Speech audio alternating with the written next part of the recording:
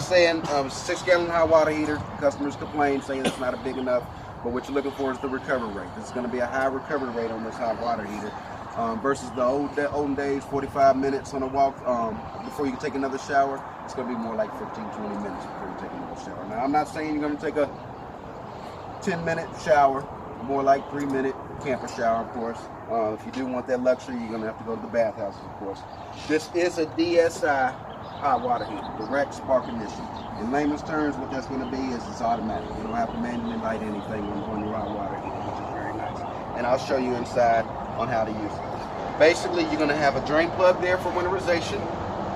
You're going to have a pressure relief valve right there. Now, if I spit this out, if I open that up, it's going to spit water out. That's also how you can tell if you have water in your hot water heater. And that's going to be important if this is electric hot water heater as well, because you always want to make sure you have water in there. You will burn the elements out. Alrighty. Moving on to beneath, excuse me. You have your propane tank. Alright, so basically the only time you ever be in here in the propane tank is if you're filling it, of course. You do have a gauge here to let you know how full or empty you are. Right here is your on and off valve right there. When you go to turn it on, when you go to fill it up, this is where they'll fill it up at. And then this is right there is a little pressure relief as well, so that'll let you know when it's full to spit out that propane. Like I said, the only time you'll be here is to turn it on and off or to check, see how full or empty you are. That propane is going to operate everything from your hot water heater to your to your furnace, to your stove, to your refrigerator. Right next to you, you should have a 4,000 watt on-hand generator. There's your exhaust right there. Generator you can run going down the road. If it's a good hot day and you want the AC blowing back there, you're more than welcome to run that generator. It is a gas generator, so it's linked to when you go under a quarter tank on your fuel line, it will shut off for you. Alrighty? 30 amp power cord is going to go right there. It's a twist and turn. Here is your cable outlet. If I can get her open. This is where you'll run a coaxial if that campground offers cable for you, and it'll feed through the rest of your coach for you. Right here is going to be your city water.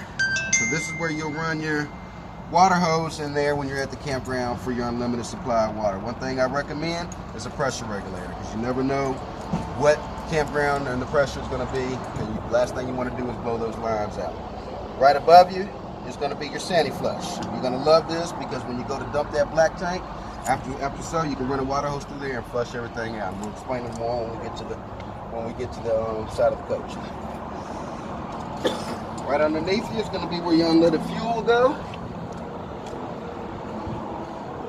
Right here you're going to have some storage with the light, and then there's your 30 amp power cord. All right, right underneath you have your black and gray water tank. So here's your black lever there, and then your gray tank there. Your gray water is going to be your sink water, shower water, things like that. Your black water is going to be your sewage water. All right, I'm going to tell you what some campers do and why I think it's a no-no. So some campers, when they get to that campground, they'll attach their sewer hose just like so. On the other end, we'll go to the tank, to the dump station. What you want to do, what some campers do is they actually leave those valves extended throughout their stay, both the gray and the black. Well, the problem with that is the gray water, as you see, flushes pretty easy. Black water likes to sit in that tank. I don't know why campers do that, but they do. Digestive, for the chemicals to work to digest the poo and the tissue, it'll get clogged in the pipe if you don't. Correct, exactly. And then not only that, you got that fumes coming back into your camper. So what I recommend is leave them closed throughout your stay. Every now and again, you'll check the tank monitors inside, about 2/3 full. You're going to want to dump your tanks. At that point, you're going to dump your black first, your gray second. Very important, because what that does is gives the gray water the opportunity to flush that black water out. Not only that, when you're leaving them in, like she said, they mix together. It's going to help break down the black and the toilet tissue inside. Then, like I was saying, when you do that, you don't have to do this every time, but last day of your trip or so, you're going to leave that black water handle extended, and then you're going to come back over here and you're going to take that water hose and flush out that black water. It is very important that you make sure you leave that black water handle extended, because you will have problems. Right there is where your sewer hose will go. This is where you'll store your sewer hose, so you don't have to put it in with your pass-through storage or anything like that.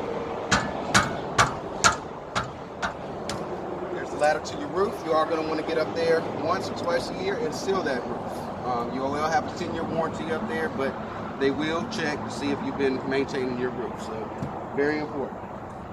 Right here, you're going to have a trailer, receiver hitch. I believe these Freedom Elites are 8,000 pounds, if I'm not mistaken. It's the new chassis. 8,000 pound tow rating on that. So you can tow pretty much any car you like. On the side, you're going to have a fully electric awning with LED lights, and I'll show you how to cut those on as well. Right here's going to be the back of your refrigerator. This is going to be your condensation drill. So you're going to leave this hanging. Furnace. Receptacle here to do whatever you want. If you want a little stove top there, or electric griddle, TV, whatever you want. And that's 110. That is 110, correct. Little light there for a little storage, for a toolbox or whatever you want.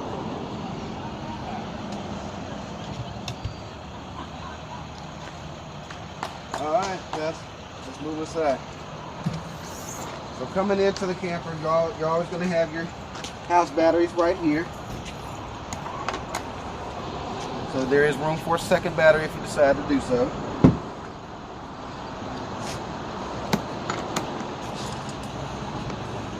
Coming in, you're going to have your main power cut off. So this is very important to cut off when you're not using your camper, because it is running all your batteries. So on and off, very simple. Alrighty, right here you're going to have all your interior lights. You got your awning light I was telling you about. And then of course there's how you extend your awning. I always like to make sure that nothing's blocking those bars from coming out.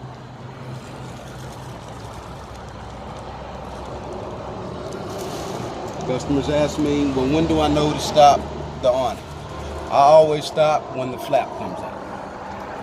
It's a good time for it to stop, because I will tell you they will keep going and they'll start rolling the other way. Sometimes that flap gets stuck, sometimes it doesn't. There's that flap, and about there is when I'll stop.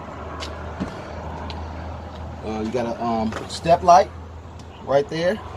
Right below you is your solar charger controller. So this unit is prepped for solar panels. This is going to be great for the dry campers that are doing extended times out in the middle of the woods, 2 or 3 weeks. If you're going to predominantly be at campgrounds, don't waste your money. You won't need it. Alrighty. Fire extinguishers right there. Right above you is going to be your control panel. This is going to be all your tank monitors. It tells you how much LP you have, your battery level, fresh water, black water, and gray water. You're also going to have your water pump there. This is going to be for your dry camping, or if you just have water in your tanks and you're on a long road trip and you want to utilize that water, you will have to use your water pump. Now, you will not have to use your water pump if you're connected to city water, because it is pressurized. Your water heater, which you do have LP and electric, which is a great thing, so it gives you the option to use either one or both at the same time. Just always remember, like I was telling you over the water heater, if you use the electric side of the deal, always make sure you have water in your hot water heater, because you will burn the elements up. Right here is going to be your generator. So if this is going to be the first time using your generator, you will have to prime it. And to do so, you're going to hit the stop button. You're going to hold it until that little light pops up. That usually tells me that we're good and primed. So at this point, now I'll hit the start button.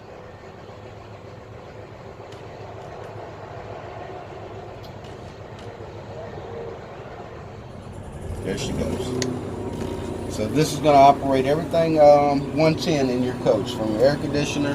Now what it won't do is this TV here, because that's a safety mechanism. It's not going to allow you to use this TV, utilize this TV while you're down the road running off your generator. Now your back TV you can use, just not this one here, because it's controlled through this little box right in there.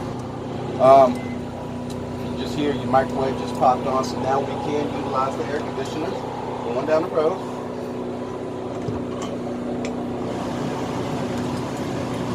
Right here you're going to have a little table for extra prep, and that goes on like so. To release it, you'll hit both of them and bring it right back down. Alright? Come on in. I'm going to cut that AC back off because it is not the warmest outside. Everything that you see still off are going to be pop lights. So you pop those on just like so. You got USBs there, so you got plenty of places to plug your cell phone up, your tablets. Lights pretty lights on your stove. What's nice about your stove and your oven in this case, make sure that is an oven, is everything's automatic. Even your oven. Now you still will want to go through the process of a manual pilot light, but we don't have any propane, so it's not going to work. But all you do is put it on that flame and you spark. Simple as that, and it should fire right up with propane. Oh, we do have propane. Look at that. Alrighty, and then same thing with your oven. Like I was saying, all you have to do is put it on that flame. You're going to push in the pilot light and you're going to spark. And you're going to spark until you see a little light down there. Once you see that light, you'll stop sparking, and I'm going to continue to hold that pilot light in for about 20 or 30 seconds. After so, you can kind of test it by barely letting go of your thumb. If the light seems like it wants to go out, then I'll push it back in. If not, let go, put it on your temperature, she'll fire right up for you every time. Of course, you got your little backsplash there, little prep area there. Right underneath you here, you have your fan, and you have lights. Your dinette will convert into a bed. It's very easy. You raise these out the way, and then you're going to have a little lock right underneath you. Pull that lock, and she should just slide right on down into that lip. And then at that point, that's what we'll put in the puzzle pieces, I say. There's your dinette. Alrighty. Seat belts on both ends. Furnace is going to be right here. This is where your heat will blow out at. Microwave's pretty self-explanatory.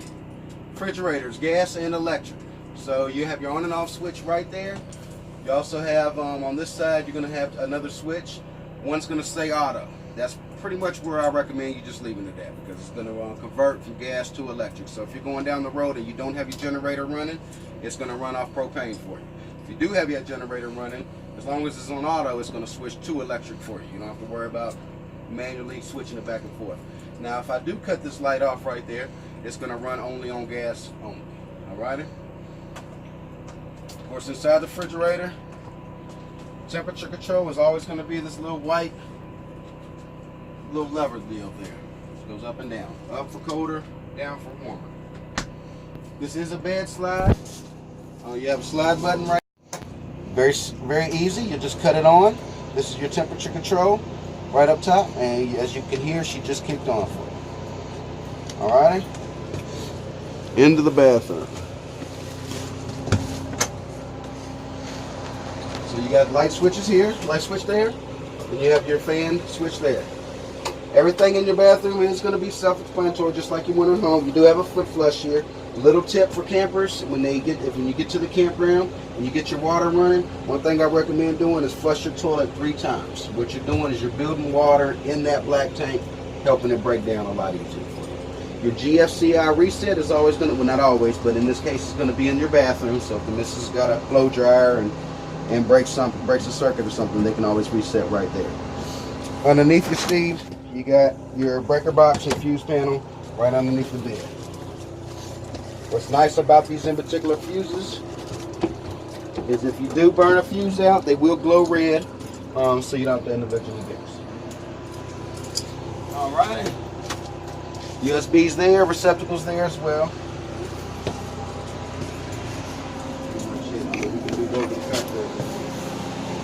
One thing on this one that a lot of people don't realize down here It is a little hideaway cabinet there, or storage.